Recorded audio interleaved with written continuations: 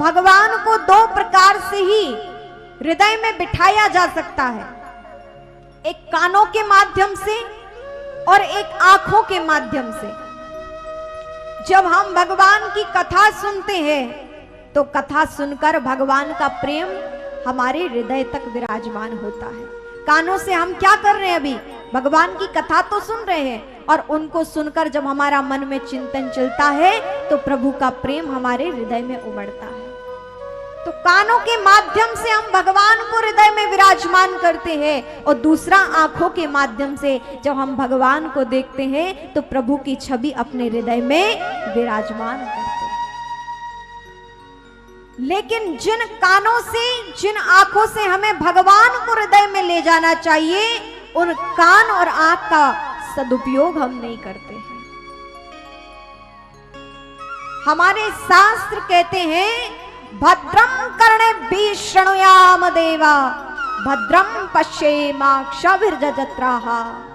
हमारे वेद की वाणी है, हमारे वेद के ऋषि प्रार्थना करते हैं कि हे भगवान, हम जब भी सुने तो अच्छा सुने, हम जब भी देखें तो अच्छा देखें। और हम क्या करते हैं, ना हमें अच्छा सुनने की आदत है और ना अच्छा देखने की आदत है।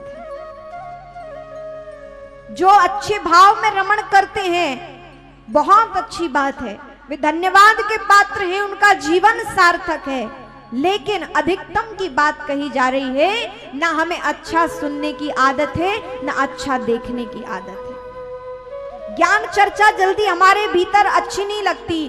घर के बड़े बुजुर्ग अपने बालकों को अच्छी शिक्षा देते, वो उन्हें समझ में नहीं आती। युवा पीढ़ी को अपने मन की करने की आदत है। ये क्या है? अच्छा सुनने की आदत नहीं है, अच्छा स्वीकार करने की आदत नहीं है।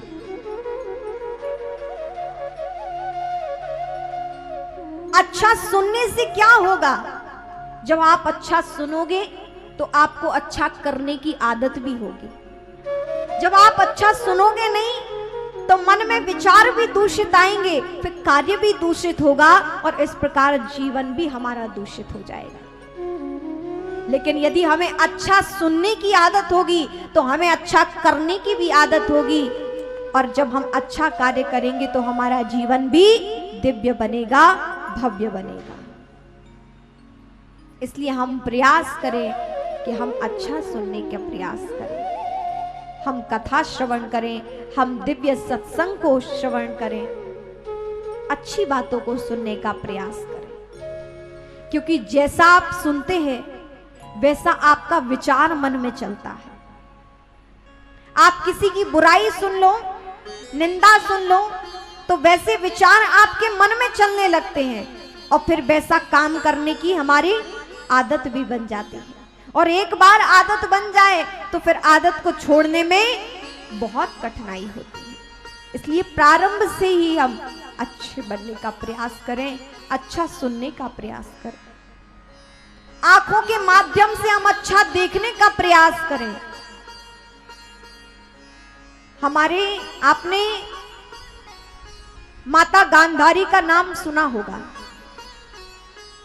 जो दुर्योधन की मां थी, धृतराष्ट्र की पत्नी थी, भीष्म पितामह की पुत्रवधू कहलाती हैं।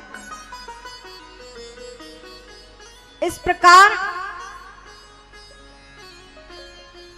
गांधारी माता ने अपने नेत्रों में पट्टी बांध ली थी। क्यों? क्योंकि उनके पति भी नेत्रहीन थे, वो संसार को नहीं देख सकते थे। पति भक्ति इतनी थी कि उन्होंने सोचा कि जब मेरे पति संसार को नहीं देख रहे तो मैं क्यों देखूं। उन्होंने भी अपने नेत्रों में पट्टी बांध ली, और कहते हैं कि इतना तेज उनकी आंखों में आ गया, परम सतित्व उनके जीवन में, नेत्रों में वो पट्टी बांधी और जीवन पूरा भक्तिमय बिताया। और कहते हैं जब दुर्योधन अंतिम युद्ध के लिए कुरुक्षेत्र में जाने लगा तो माता गांधारी ने कहा कि हे पुत्र, प्रातः काल तुम हमारे समक्ष आ जाना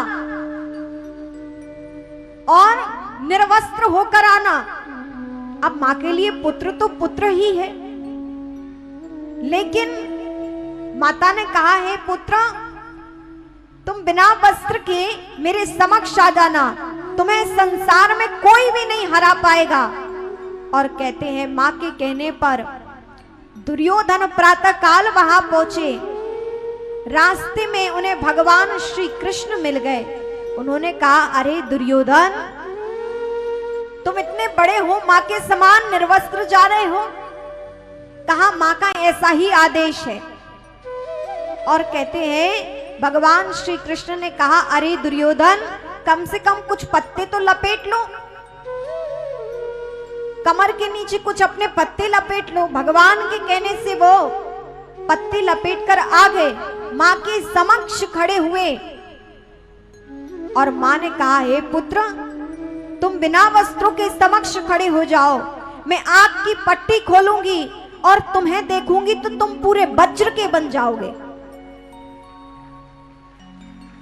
मेरा सतीत्व, मेरा बल, मैंने नेत्रों से संसार को नहीं देखा, अपनी पति भक्ति की और भगवान की भक्ति की है। इन नेत्रों में इतना तेज आ गया है कि जिसको भी देखेंगे वो वज्र का बन जाएगा। और हे पुत्र, तुम कल के युद्ध में जाओगे तो कोई भी तुम्हें हरा ना सकेगा, क्योंकि तुम्हारा पूरा शरीर वज्र का बन जाएगा, कोई भी प्रहार तुम्हारे शरीर पर प्रभावित नहीं होगा। और कहते हैं कि मां ने जो ही पट्टी हटाई, दुर्योधन को देखा तो दुर्योधन पूरा लोहे के समान वज्र का वज्रशाली बन गया, इतना बलशाली बन गया कि कोई भी उसे जीत नहीं सकता था। लेकिन जितना भाग उसने पत्तों से ढक लिया था, वो भाग उसका कच्चा ही रहा। और कहते हैं उसी प्रकार भगवान के कहने से फिर भीम ने जंघा में गदा मारी और दुर्योधन का फिर प्राणांत हुआ। यदि मां की पूरी बात मान लेता तो वो पूरा लोहे वज्र के समान बन जाता, कोई उसे ना जीत सकता था। कहने का तात्पर्य ये था कि मां ने भक्ति के प्रताप से, अपने सतीत्व के प्रताप से नेत्र पर पट्टी बांध ली, आंखों में ज्योति बनी रही, क्योंकि उन्होंने कभी कुछ ऐसा नहीं देखा जो अयोग्य हो, जो देखने ना योग्य हो। कहने का तात्पर्य ये है कि इन नेत्रों से हम जितना देखते हैं उतनी ज्योति हमारी जाती रहती है, कम होती जाती है, आंखों का तेज समाप्त होता रहता है। लेकिन जब इन आंखों से हम जहां देखना चाहिए केवल वही देखते हैं तो हमारी आंखों का तेज भी बना रहता है। इसीलिए भगवतीय महापुरुष भगवान को अहर्निश निहारते हैं, जहां देखना है केवल वही देखते हैं।